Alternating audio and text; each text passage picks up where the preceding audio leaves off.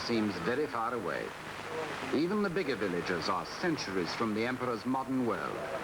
Only a quarter of his people use money for their trade, the rest barter in the local markets. Out here, the emperor's law has to be simple and tough, an eye for an eye and a tooth for a tooth. Every weekend you see gatherings like this scattered around the highland villages. It's a combination of detective inquiry and trial by jury, where all the men of the community are summoned by the emperor's commissioner to uncover a criminal. It's the village elders who make the investigation. The rest barter in the local markets. Out here, the emperor's law has to be simple and tough, an eye for an eye and a tooth for a tooth. Every weekend you see gatherings like this scattered around the highland villages. It's a combination of detective inquiry and trial by jury, where all the men of the community are summoned by the emperor's commissioner to uncover a criminal.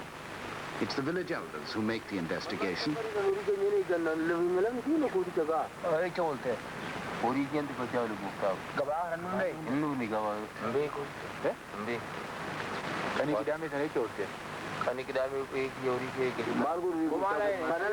If they can't agree on a culprit, every man present will suffer his share of a collective punishment. If the finger points to one man, he can expect short shrift. In every village marketplace, the public gallows still waits for the murderer or the rebel. But what's law for the poor in Haile Selassie's empire is less often law for the rich. The Ethiopian Parliament is the emperor's own creation, a little nudge of his people towards constitutional government. But it's twice refused to pass the emperor's own land reform law because its members won't give away their own privileges.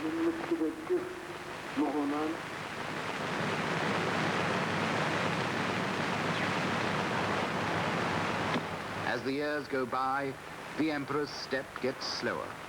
He may live in some splendor himself, but he knows the Ethiopian peasant is still as poor as any in Africa. Yet he's paralyzed by the traditions he's inherited from 2,000 years ago. Landlords and princes dominate his parliament and hold the countryside in fee.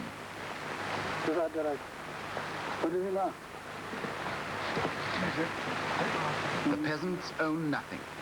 And at harvest time, the landlords and their bailiffs come to demand their share of the crop.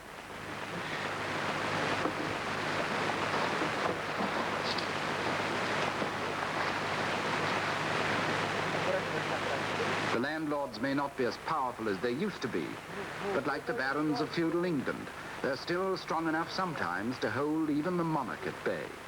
Still strong enough to hold the people in complete subservience.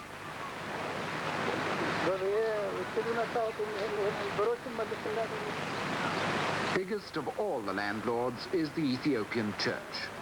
History has made it inseparable from the empire, and now, as powerful as the great monastic orders of medieval Europe, it dominates the life of the Christian highlands.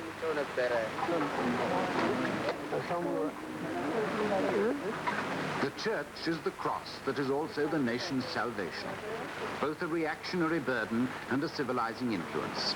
Its priests may be ignorant, but they're usually the only people for miles around who can read or write.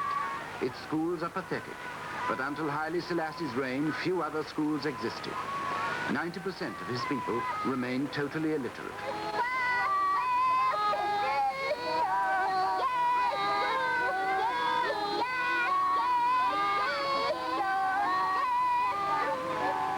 Nearly half the population of Ethiopia now is under the age of 15, and for Haile Selassie, their education has always been an obsession. He's taken personal charge of the Ministry of Education, sought teachers and money for more schools from half the countries in the world, and turned one of his palaces into a university. He's directly responsible for whatever schooling these youngsters get. But like everywhere else, the more they have, the more they want. School strikes and revolutionary slogans take command. And Haile Selassie's efforts are dismissed by the young as mere failure and repression. The educated middle-aged are rebellious too. They owe their privileges to the emperor as much as to anyone, but they whisper their discontent in the posh bars of Addis every night and can't wait for the old man to go. But the old man's still there, as shrewd and ruthless as ever. He still knows how to balance one force against another, playing off traditional resentments against novel discontents.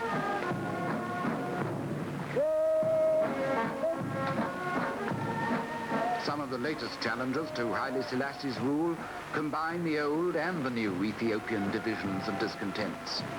Down near the coast in Eritrea, where the Italians had their empire for half a century, there's a popular liberation front now, fighting for independence from Haile Selassie, and joining the old battle of Islam against Christianity with a new revolutionary movement against an ancient monarchy.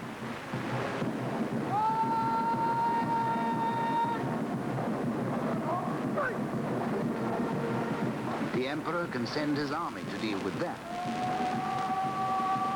But it hasn't always been easy for him to deal with his army. His soldiers now are a far cry from the barefoot rabble that Mussolini's men destroyed nearly 40 years ago, and farther still from the medieval cavalry that won him his crown 20 years before that. But only 10 years ago, some of his soldiers tried to throw him out, and very nearly succeeded. It could happen again. The classic 20th century military coup d'etat against an aging ruler.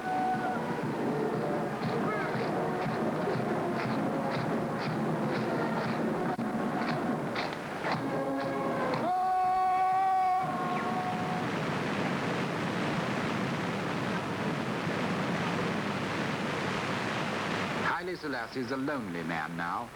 His wife, 2 sons, a daughter are all dead, and though others remain to keep him company now and then, the essential solitude of his life on the tightrope of power must grow more oppressive every year. On one side, there's still the old Ethiopian world of feudal power and tradition. On the other, there's the new challenge of his own reforms, the educated youngsters and the modern army officers who want the world and would like it now. They're the upper and nether millstones which have ground many a good man, especially in this century.